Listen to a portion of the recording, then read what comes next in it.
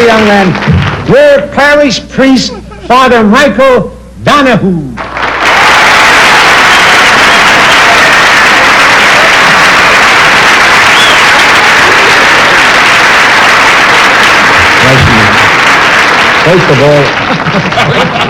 First of all, I would like to see you convert and give the Jews a break. Dean, I never heard you sing better. I thank Lord Fox for coming to services last week. Now, if you just bring back the silver candlesticks, we'd be beholden. I know Carol O'Connor probably better than any other living soul. Sure. You have no lines on my cards.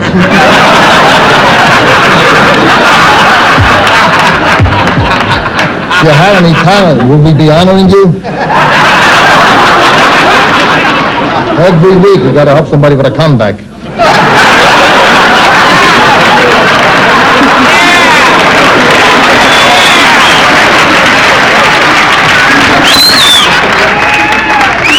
Next week it'll probably be Sinatra. I hear Carol's confession every week. However, because of the fear of confession, I am not allowed to reveal what I know. Oh, no.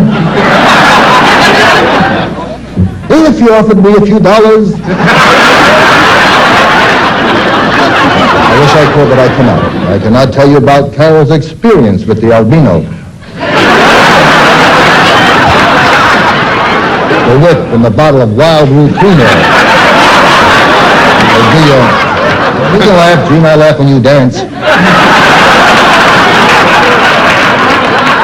Oh, the cockeyed dwarf he picked up one night in Laurel Canyon. I can't even tell you about his escapade with the Eskimo princess and the antique chandelier. Although I suppose it wouldn't be breaking my vow to tell you, it did cost him almost 400 Hail Marys. In fact, Carol is the only member of my parish who had to get his rosary beads recapped. What a Gentile humor gets big laughs, don't it? I wish I could tell you some of the things Carol has confessed to me. But the only person I can tell them to is the bishop, just as the only person the bishop can tell them to is the cardinal. And the only person the cardinal can tell them to is the pope. You see, in the church, we too have to keep things all in the family.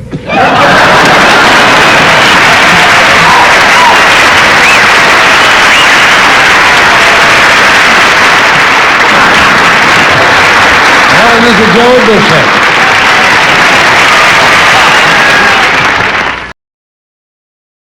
Mr. Joey Bishop.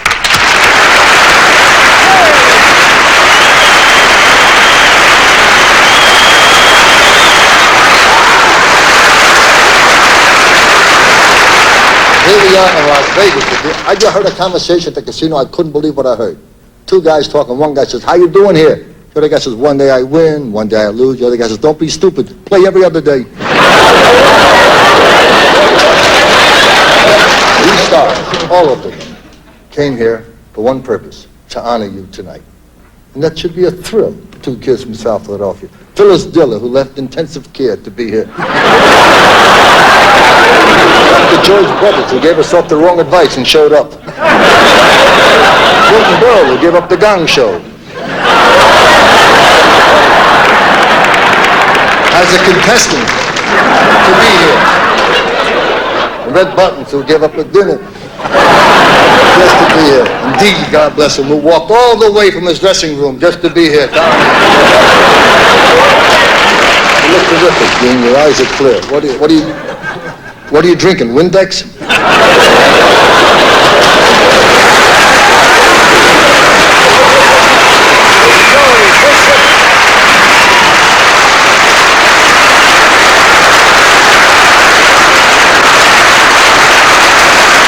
Ladies and gentlemen, Mr. Joey Bishop.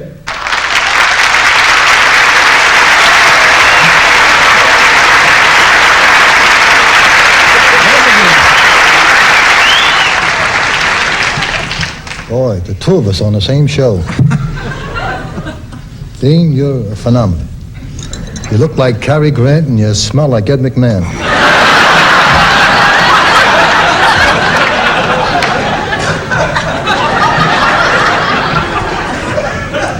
The shows we have to do just to help you pay alimony.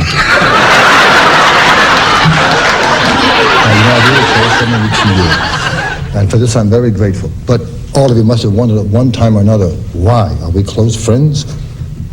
I have something on them. You've heard of the Watergate cover-up? I would now like to reveal the Johnny Carson cover-up. Now, John, you may be offended by this, but I think truth will out. Johnny Carson is Jewish. Why he pretends not to be, why he's ashamed of it is something I'll never know. Nathan? Oh, that's his real name, Nathan Margolis. The next time you're watching the Johnny Carson show, you know he reads the cue cards, right? Look closely, you'll see him reading them from right to left. Then you see him advertising the Johnny Carson suits, which happens to be the real family business. The whole family of tailors, lovely folks. Don't be ashamed, John. You're own up to what the hell. Tell them your father and Sam and Ruth Margolis, his mother and father. And it was his ancestor, Chaim Margolis, who made George Washington's uniform. As a matter of fact, the night before the show, and I thank you very much, Johnny took these pants in for me.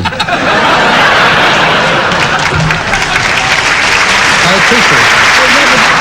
Now, we have many, many more guests. John, don't be embarrassed now.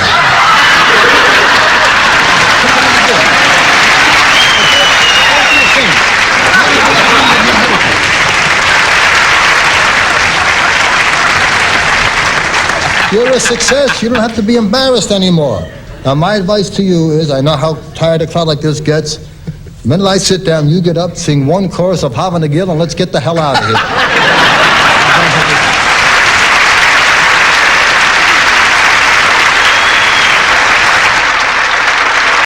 Pleasure now, ladies and gentlemen. It's a great pleasure to introduce Mr. Joey Bishop. Joey was a little late getting here. He was in Johnny Carson's garage loosening Johnny's brakes. One of my favorite comedians, Mr. Joey Bishop.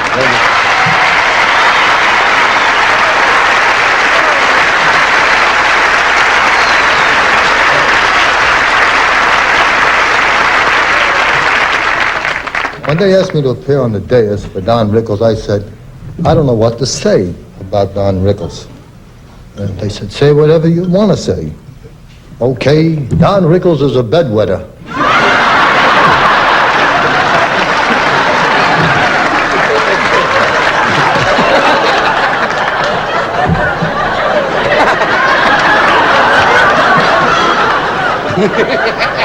Not only the bed, everywhere.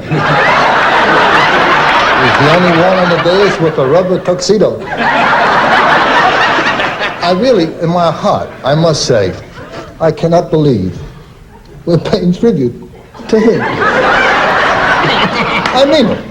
I mean, we've had big names here. Then we go to him. Or who are we honoring next week? Prickly Heat? It's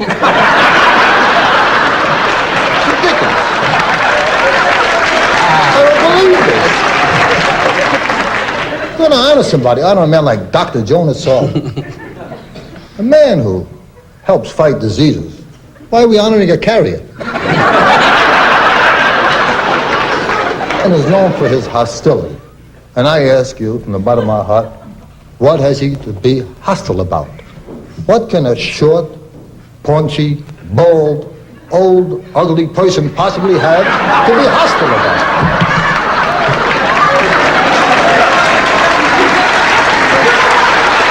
Be happy go lucky, you devil. Does have a great sense of humor.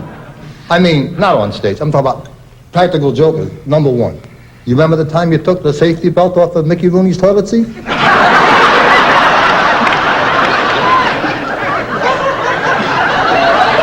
Remember that? And Mickey almost drowned? Then I found out, and this was the shocker, Because I know you don't gamble in Vegas. You don't go to the track. I found out you're a bingo addict. I called your wife, Barbara. I said, Barbara, what is Don really like? And she said, every night, bingo.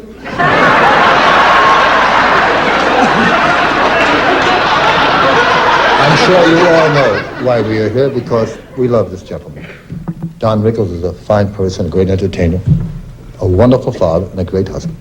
In spite of what he says on stage, I know in my heart that he's really a good egg, and you all know where eggs come from.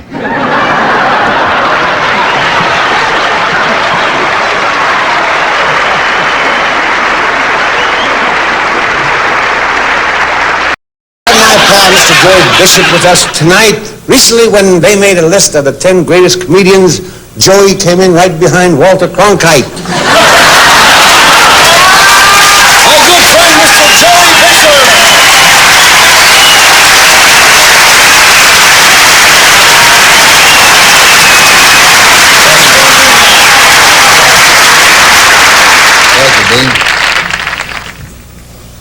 Mr. Aaron, it's only fair to tell you that baseball is not one of my favorite sports. Whale hunting is what I enjoy. I know very little about baseball. I always thought Vida Blue was a toilet bowl cleanser.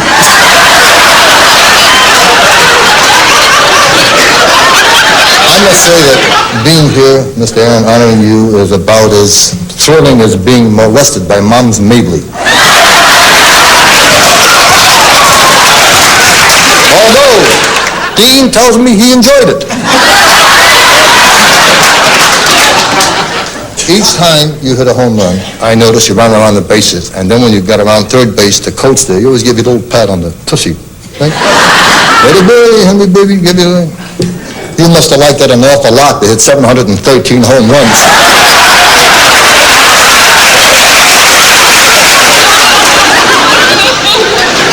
And when the baseball season starts, you'll probably tie Root's record. And then one day you will hit 715 home runs, and you'll break that record. And I suggest this from the very depth of my heart. I hope you don't mind. It's only a suggestion. It's customary when you hit a ball out of the park, you run around the bases, right? On that particular day, after 7:15, don't run. Just take your time.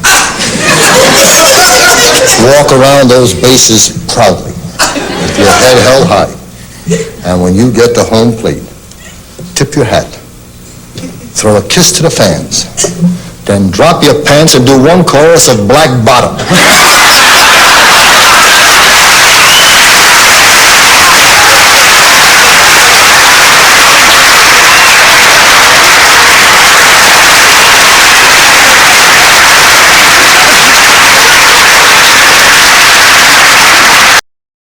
Ladies and gentlemen, a great comedian, Mr. Joey Bishop.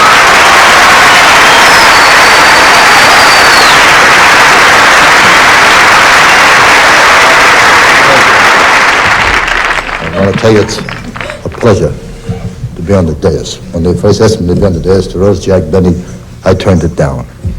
I don't mind roasting stars like Don Rickles, Johnny Carson, Red Fox, but not Mr. Benny. They said that I always said that Jack Benny is my idol. That's true. I always said it. I didn't mean it, but I always said it. I mean, if I'm going to have an idol, I'm not going to have an idol like this, someone who walks like Truman Capote talks.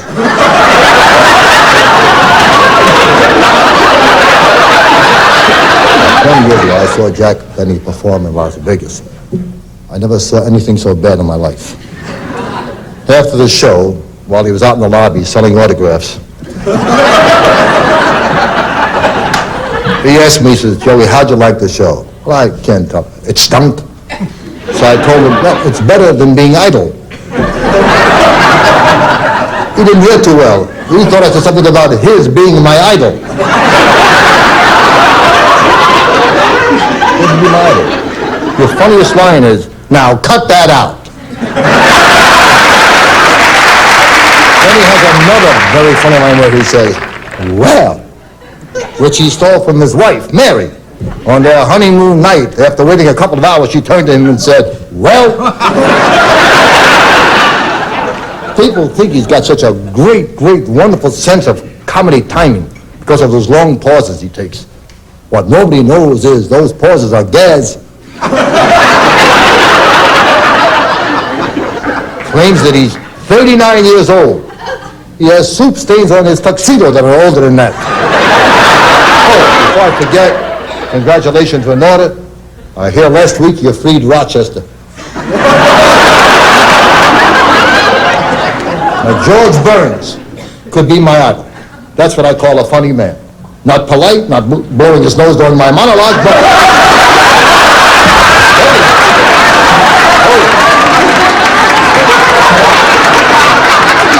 We're not here to discuss politeness. We're here to discuss humor. You could never be my idol. I tell you this now in front of millions of people, you 90-year-old fiddle player. In closing, I should like to tell the truth. Jack Benny is and shall always be my idol.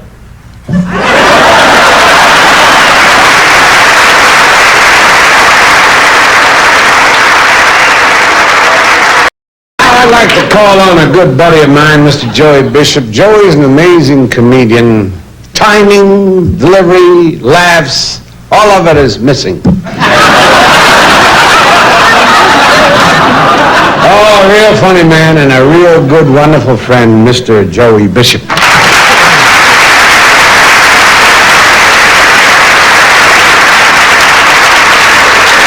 is no team in the business. I've known quite a few to get along as well as Rowan and Martin. In fact, many people wonder how they managed to stay so close after all these years. Very few of us happen to know the truth. I happen to be one of those people. It's very simple. Dan Rowan and Dick Martin are secretly married. There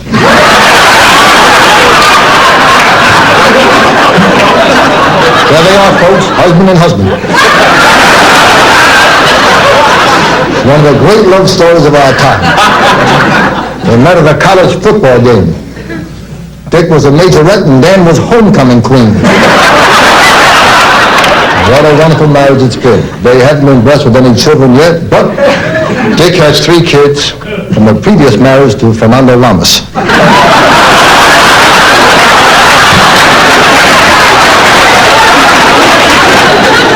But in spite of everything, Dick and Dan have been deliriously happy.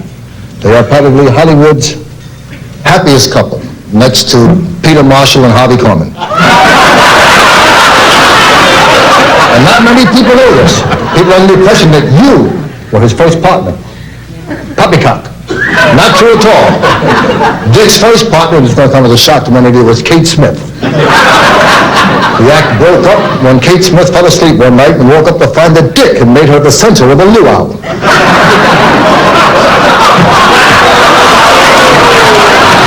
Kate Smith never gets big laughs. I try to help her, but she never gets big laughs. Once they teamed up, they were inseparable. There was only one time they didn't work together. I happen to know the Kate's history, right? Dan got sick, and Dick brought in a replacement for Dan, a lamppost. Now, I would like to, because we are friends, make one little suggestion from the bottom of my heart. I only mean it for your own good.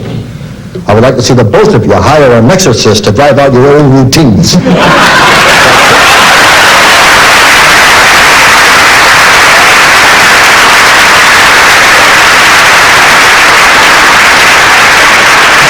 You know, most people think of Joey Bishop as just a replacement for Johnny Carson. Now, that's a lot of... That's not true. We in show business know better.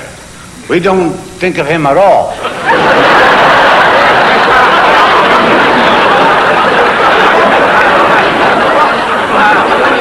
Mr. Joey Bishop.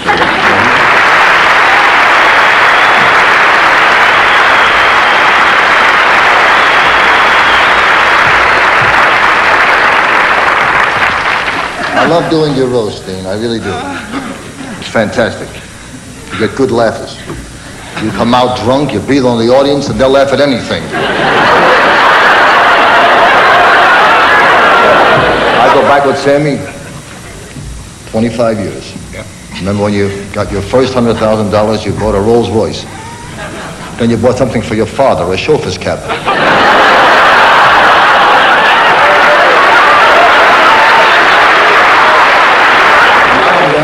let the people in on something I'm sure they're not familiar with, and I know you'll attest to this. I, and I alone, was responsible for Sammy Davis's conversion to Judaism. He wanted me to turn colored. I said, go to hell.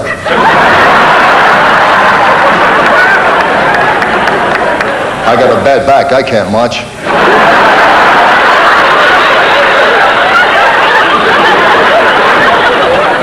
You remember 12 years ago this very month, we were down south doing a benefit together?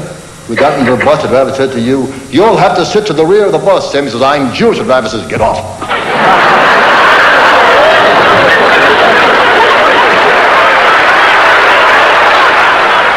Just want to reminisce with you while they're honoring you. Remember the first time after your conversion?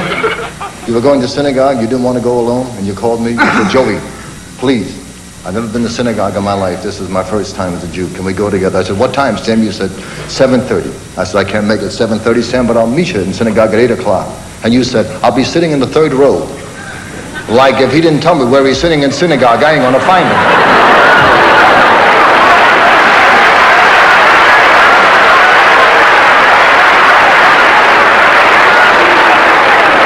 I said, for heaven's sake, wear a white skull cap so I'll spot you. I was never so embarrassed in my life. His first time in synagogue, the rabbi walked out. Sammy jumped up and hollered, here comes the judge.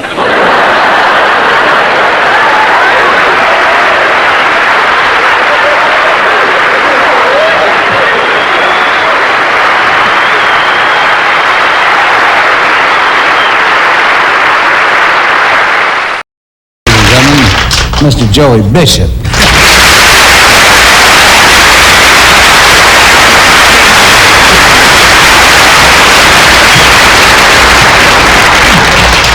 I'll tell you what a thrill it is, sitting next to Cliff Robinson and Ewell Gibbons explaining the jokes to them.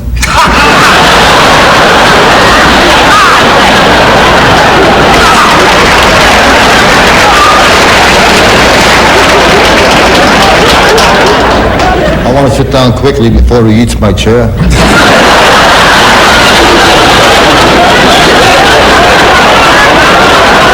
just want to say that it's a big thrill for me to be here honoring Michael London. I only watched your show once. Not this one. The one with the two brothers and the ranch and all that. It was on for 14 years. One time I watched it. In the show they kept calling you Little Joe, Little Joe. I thought they were saying Little Jew, so I turned it off. I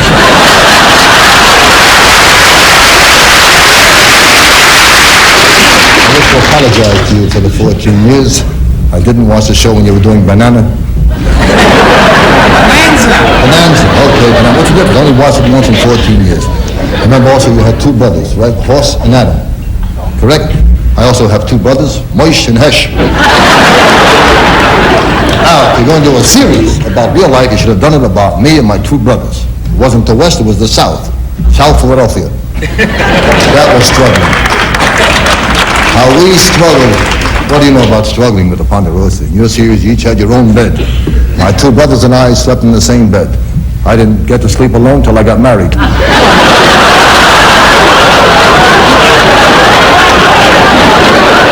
You also didn't struggle too much in your series, Bonsai. Banana. What's it? You don't remember. You and your brothers, you had it good. You had your own horses, plenty of food to eat, everything you wanted. My two brothers and I, we were poor. We didn't have a single toy between us. All we had was a piece of wood. We played with that. We were satisfied. We took that piece of wood, carved it in the shape of a gun, and held up a toy store. Now, Michael, congratulations on you're on the hit show, The Little Mouse on the Prairie. House! I don't know what. I never watched it. I told you, I only watched your other show, Banami, once. And this one, The Little Louse on the Prairie, I never even saw. You want me to be honest with you? I never even saw you before. What's more, I'm not even so sure I want to look at you now. So if you don't mind, I'll do my stuff here. Because from what I understand, watching you or looking at you could be dangerous to your health. That's why I'm here tonight to warn America about the hazards of watching your news show. The Surgeon General has just released a report showing what happens to people. Ladies and gentlemen, my good buddy, and he's going to do good, ain't he? Joey Bishop.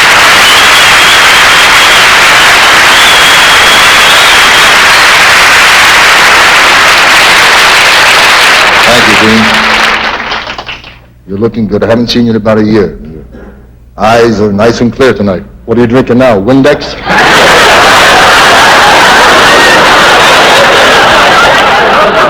What has happened to the roast, Dean?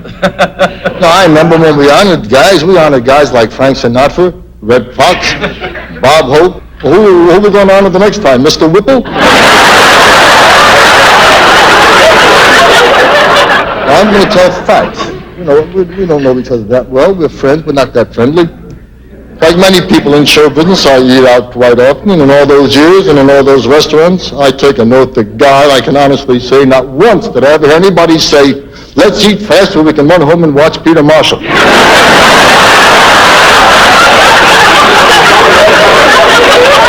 Once I did hear a guy say, if we eat slow, we can miss Peter Marshall.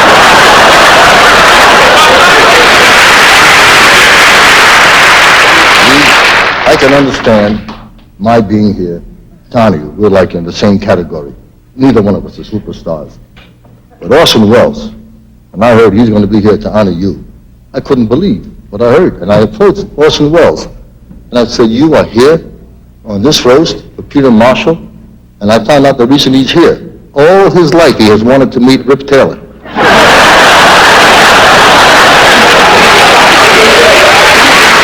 truth of the matter, this is not really a roast or a none. This is a sympathy banquet.